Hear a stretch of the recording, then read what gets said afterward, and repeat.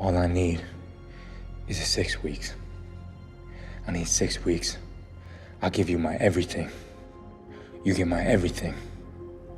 This is about my family. To me, this movie is really all about sacrifices.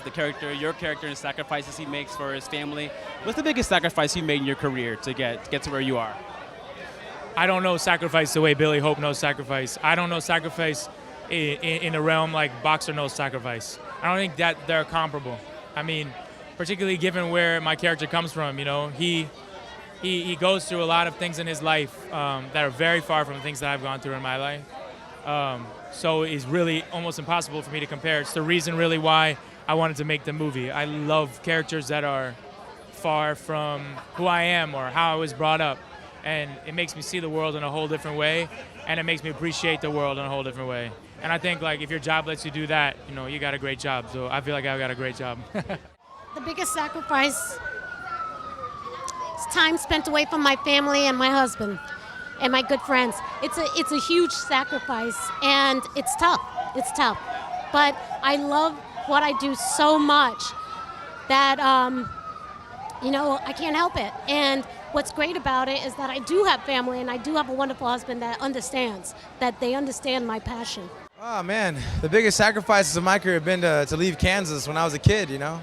Left Kansas with 1 pair of jeans and 3 t-shirts.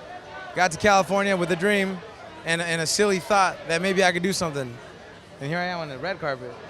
I would say dedicating my life to the craft of acting, you know, just really committing to it, not having a plan B, and sort of just, I have a daughter, man, you know, and so there's really no choice in making it, you know. You got to do it. You got to do what you got to do by any means necessary sometimes, you know. Rehearsal's up, let's go.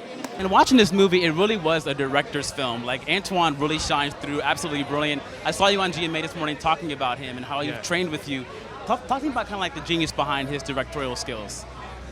Yeah, I think his skills go beyond just the technicalities of filmmaking and his visual sense. I think he has an ability to really connect with his actors and to create a world for them.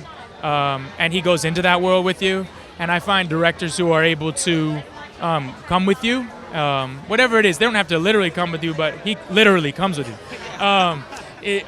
You know, make you more committed. And ultimately, when they ask something of you, I think you'll go there. You'll take that risk because you know they've taken the risk too.